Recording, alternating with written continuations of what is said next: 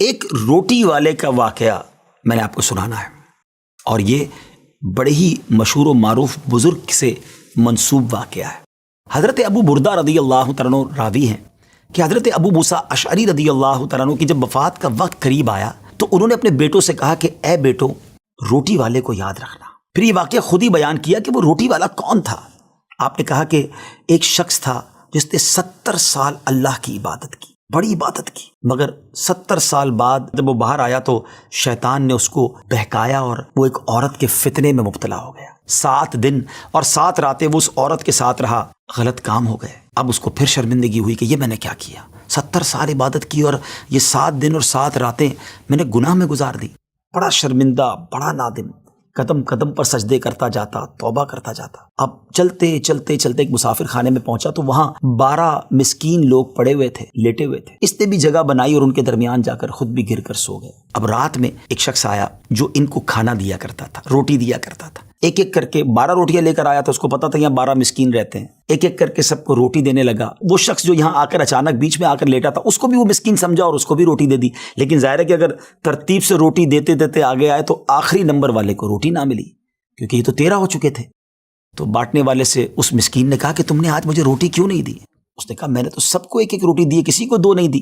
کہا تم مجھے روٹی نہیں دے رہے ہو؟ میرا وہ ناراض ہو گیا کہ ٹھیک ہے، پھر تم اگر یہ سمجھتے ہو کہ میں بددیانتی کر رہا ہوں تو میں تمہیں کچھ بھی نہیں دوں گا۔ یہ کہہ کر وہ شخص تو چلا گیا، مگر وہ مسکین بیچارہ بھوکا رہ گیا۔ اب وہ شخص جس نے ابھی توبہ کی تھی، پہلے 70 سال کی عبادت بھی کی ہوئی تھی، اس کو خیال آیا کہ میری وجہ سے اس مسکین کو روٹی نہیں ملی ہے۔ بھوک اسے بھی بڑی تھی، مگر اس نے وہ روٹی اسے دے دی۔ شدید بھوک لگی ہوئی تھی، رات بھر بھوک میں تڑپتا رہا اور اسی بھوک کے عالم میں صبح اس کا انتقال ہو گیا۔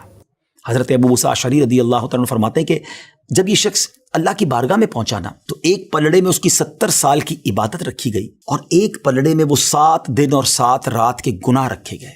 تو فرمایا کہ وہ گناہ جو تھے وہ 70 سال کی عبادت سے آگے بڑھ گئے، یعنی اب اس کے لیے گویا حکم ہو سکتا تھا کہ وہ جہنم میں جائے، مگر ان 7 دن کے گناہوں کے سامنے وہ روٹی رکھی گئی، اور اس روٹی کی برکت سے، کیونکہ وہ اخلاص کے ساتھ ایثار کی گئی تھی، مسکین کی مدد کی گئی تھی، وہ 7 دن کے بڑے بڑے گناہ معاف کر دیے گئے اور وہ جنت میں چلا گیا۔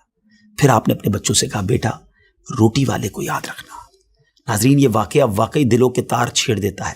2 باتیں سیکھنی ہیں کہ بعض اوقات کچھ لوگ کہتے ہیں یار میں نہیں بہک سکتا، میں تو بڑے اچھے ماحول میں ہوں۔ نہیں جناب، شیطان نے بڑوں کو بہکا دیا ہے۔